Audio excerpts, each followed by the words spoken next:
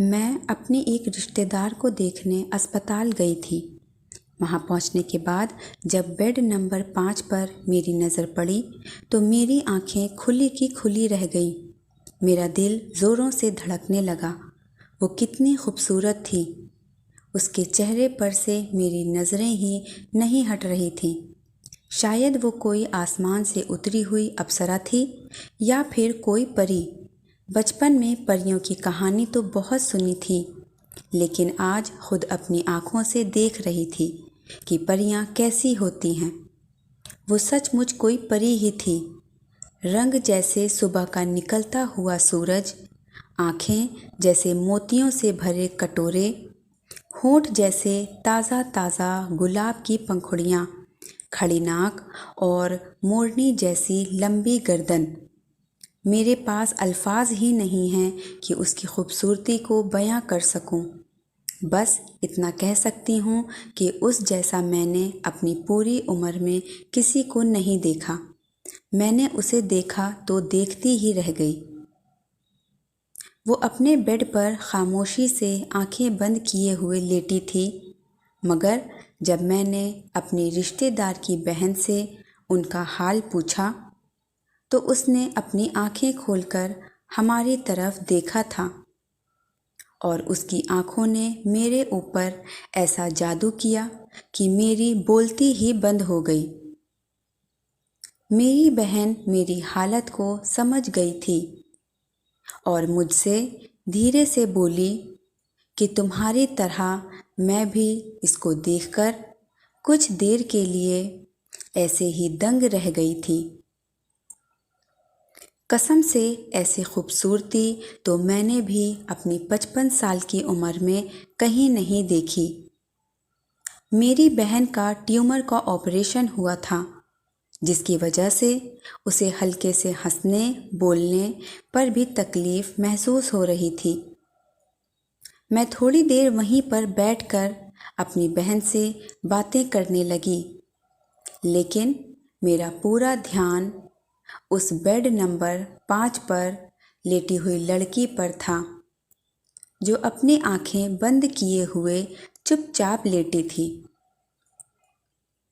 फिर बातों बातों में मैंने अपनी बहन से उस लड़की के बारे में पूछा कि उसको क्या हुआ है, वो यहाँ पर क्यों है।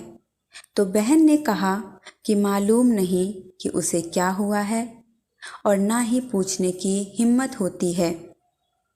ना किसी को उसके पास आते देखा, ना उसको किसी का इंतज़ार करते देखा। बस एक बार एक उजट सा आदमी आया था। क्या कहूँ, उसकी लंबी लंबी मूछें थीं, नोकें नाक के अंदर घुसी हुई। उसकी आंखें खून की तरह लाल थीं। मोटा भैंसा आवाज़ जैसे फटा ढोल। बस वो आया था, उसे कुछ पैसे दिए और फौरन ही चला गया। फिर मैंने कोई चिड़िया भी नहीं देखी जो उसके पास से उड़कर गई हो। मैं बहन से बातें करती रही, लेकिन मेरी नज़रें बार बार उसकी तरफ देख रही थीं। किस कदर खामोश थी वो, कुछ उदास भी और खोई खोई सी, जैसे कुछ सोचती हुई। कभी इधर का मुंह करके लेटती तो कभी उधर का, कभी सीधे लेट जाती तो कभी लगातार लेटकर छत को देखा करती।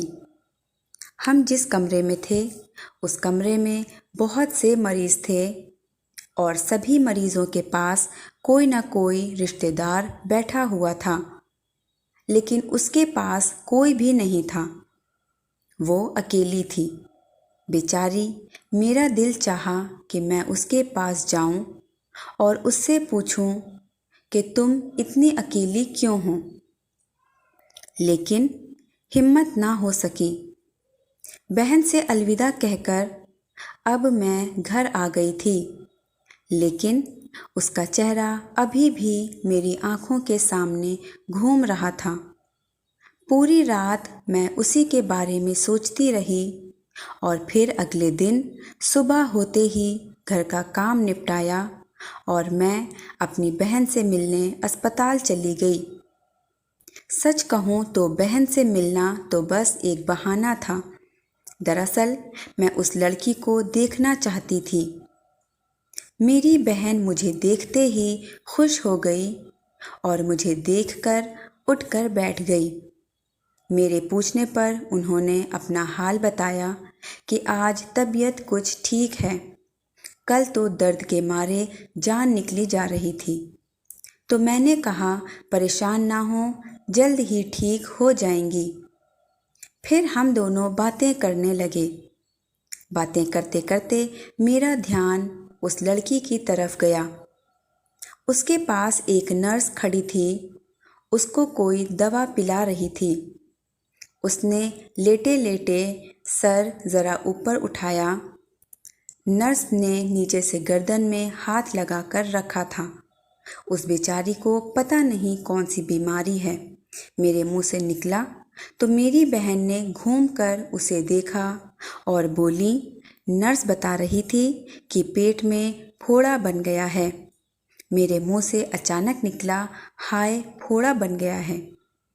मेरी बहन मेरे लाए हुए संतरों में से एक संतरा निकालकर छीलने लगी और कहा कि इस लड़की का इलाज हो रहा है, लेकिन ऐसा नहीं जो होना चाहिए।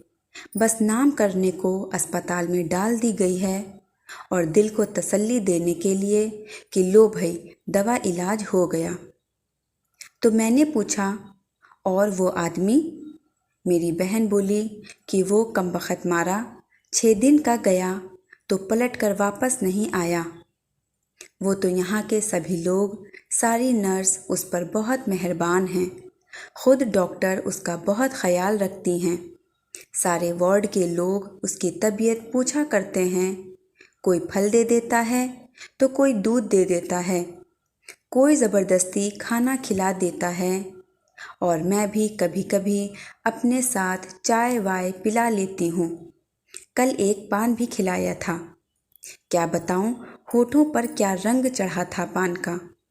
मुझसे रहा न गया तो मैंने पूछा, बहन तुमसे तो कुछ बातें करती होगी। तो मेरी बहन ने कहा कि हाँ, लेकिन 10 बातों में से एक का जवाब ही देती है। ज़्यादातर खामोश ही रहती है। कभी सर हिलाकर जवाब दे देती है या कभी मुस्कुराने से ही काम चलाती है। मेरी बहन ने मुझे 2 संतरे दिए और कहा कि लो उसे दे दो। मैं फ़ौरन ही उसके पास चली गई। मेरे आने की आहट से उसने अपनी आंखें खोलकर मुझे देखा। मैंने उससे कहा कि मैं बेड नंबर 4 से आई हूँ। वो मेरी बहन हैं। उन्होंने मुझे एक संतरा आपको देने के लिए दिया है। वो धीरे से मुस्कुराई और फिर उसने मुझसे कहा कि आपका बहुत बहुत शुक्रिया, लेकिन अभी मेरे पास बहुत से फल रखे हुए हैं, जब ज़रूरत होगी तो ले लूँगी। तो मैंने कहा कि इस तरह से प्यार से दी हुई चीज़ को इनकार नहीं करते हैं, इसे भी आप उन बहुत से फलों में रख लें। वो फिर से मुस्कुराई और उसने मुझसे कहा, अच्छा आप कहती हैं तो रख लेती हूँ। मैं उससे और बातें करना चाहती थी, इसलिए मैंने उससे कहा कि अगर आप कहें तो मैं आपके लिए एक संतरा छील दूँ। वो मुझसे इनकार न कर पाई और मैं वहीं पर रखे हुए स्टूल पर बैठ गई। मेरे पूछने पर उसने बताया कि उसका नाम आरती है। फिर मैं उससे इधर उधर की बातें करने लगी, कभी मौसम की बातें, कभी अस्पताल के अच्छे इंतज़ाम की, कभी वहाँ के डॉक्टरों की, कभी फिल्मों की और किताबों की, और फिर बात घर तक पहुँच गई। अब वो धीरे धीरे मुझसे बातें करने लगी थी। मेरी 10 बातों में से 5 बातों का जवाब तो वो दे ही रही थी। 2-4 दिन तक मैं ऐसे ही उन लोगों से मिलने आती रही। अब आरती मुझसे बहुत अच्छे से बातें करने लगी थी। बातों बातों में जब मैंने उससे पूछा कि वो यहाँ पर कैसे आई, तो उसने मुझे अपनी कहानी बताना शुरू की। मेरे माँ पापा ने मुझे बहुत नाज़ों से पाला था। मेरे पिता मुझसे बहुत प्यार करते थे। जब मैं 10 साल की ही थी तो मेरी माँ इस दुनिया को छोड़कर चली गई। मेरे 2 भाई बहुत छोटे थे और हमारा घर बिखरने लगा था, तो रिश्तेदारों के कहने पर हमारे पिता ने दूसरी शादी के लिए हाँ कर दी। पिताजी ने मुझे एक दिन बहुत समझाया कि देखो बेटी, ये शादी मैं अपने लिए नहीं कर रहा हूँ। मेरा दिल फट जाता है जब मैं घर तुम्हें और तुम्हारे दोनों भाइयों को इस तरह अकेला देखता हूँ। इसलिए मैं तुम्हारे और तुम्हारे दोनों छोटे भाइयों के लिए एक नई माँ ला रहा हूँ, जो तुम लोगों को अच्छा अच्छा खाना पका के खिलाएगी, कपड़े पहनाएगी, नहलाएगी धुलाएगी और तुम्हारा खूब ख्याल रखेगी, तुम्हें बहुत प्यार करेगी। ये सब सुनकर मैं बहुत खुश थी और नई माँ के आने का खुशी खुशी इंतज़ार कर रही थी। और एक दिन पिताजी उन्हें घर लेकर आ गए। कुछ दिन तो नई माँ हमारे साथ अच्छे से रही, लेकिन धीरे धीरे वो बदलने लगी। वो हम पर खूब जुल्म करने लगी, लेकिन पिताजी तो जैसे उनकी मोहब्बत में खो गए थे। उन्हें कुछ नज़र ही नहीं आता था और जब तक कुछ समझ में आया तब तक बहुत देर हो चुकी थी। पिताजी बीमार रहने लगे थे। मैं अब 18 साल की हो गई थी और उन्हें एक आँख नहीं भाती थी। उन्होंने मेरी एक अधेड़ उम्र के आदमी से शादी कर दी। वो मुझे बहुत मारता पीटता, लेकिन बदनामी के डर से मैंने कभी कुछ नहीं कहा। एक दिन पता चला कि उसकी पहले से ही एक बीवी है। वो बहुत तेज़ है। उसके आगे तो मेरे पति की भी नहीं चलती थी। एक दिन मैं छत पर कपड़े सुखा रही थी तो उसने मुझे छत पर से धक्का दे दिया और मैं नीचे जाकर गिर गई और बहुत देर तक बेहोश पड़ी रही। आरती अपनी बातें बता ही रही थी कि अचानक मैं बीच में बोल पड़ी और पूछ लिया कि क्या तुम्हें किसी ने देखा नहीं। उसने ठंडी सांस भरी और कहा, देखा, वही जो मुझे यहाँ लाए हैं, जिन्होंने मेरा इलाज कराया है और करा रहे हैं। मैंने कहा, वो बड़ी मूँछों वाले? वो मुस्कुराई और कहा, जी हाँ, वही। लोग उनके हुलिये को देखकर उनसे डरते हैं, बात करने से घबराते हैं, लेकिन वो दिल के बहुत अच्छे इंसान हैं। वही मुझे उठाकर यहाँ लेकर आए। उन्होंने मेरा इलाज कराया और मैं कसम खाकर कहती हूँ कि आज तक उन्होंने मेरी तरफ आंखें उठाकर भी नहीं देखी हैं। वो बहुत ही शरीफ इंसान हैं। वो ज़बरदस्ती मुझे पैसे देकर चले जाते हैं। वो हर रोज़ अस्पताल आते हैं, डॉक्टर से मेरा हाल पूछते हैं और बाहर से ही पूछकर चले जाते हैं। मैंने कहा, मैं उस आदमी से मिलना चाहती हूँ, तो आरती ने कहा कि वो रोज़ सुबह यहाँ आते हैं, कल भी आएंगे, तब आप उनसे मिल लीजिएगा। अगले ही दिन मैं उस आदमी से मिली। सच में दिखने में वो बिल्कुल किसी फिल्म के विलन की तरह था, लेकिन कुछ देर उससे बात करने पर ही मुझे अंदाज़ा हो गया कि वो दिल का बहुत अच्छा इंसान है। उसने मुझसे कहा, जी बताइए, मुझसे क्या काम है। मैंने जल्दी जल्दी उसे आरती की सारी कहानी बताई तो उसने कहा कि हाँ, वो बहुत ही बुरा इंसान है जिसने इतनी अच्छी लड़की की ज़िंदगी ख़राब कर दी। तभी मैं फ़ौरन बोल पड़ी कि उस लड़की की ज़िंदगी आप बना सकते हैं। तभी वो बोला कि अजी, मेरी क्या औकात है, वो तो ऊपर वाले की मर्ज़ी थी। जो मैं वहाँ सही समय पर पहुँच गया और उसे अस्पताल ले आया और उसका दवा इलाज किया। और क्या करता, इंसानियत के नाते आखिर मेरा भी तो कोई फ़र्ज़ है। मैंने कहा, यही तो मैं कहना चाहती हूँ कि आप जैसा अच्छे दिल का इंसान ही उसकी ज़िंदगी बना सकता है। उसने मुझे अपने बारे में बताया कि उसके घर में कोई औरत नहीं है, माँ मर गई है, बहन कोई है नहीं, रिश्तेदारों ने मिलना जुलना छोड़ दिया है। तो मैंने उससे कहा कि हिम्मत कीजिए और उस लड़की का हाथ थाम लीजिए।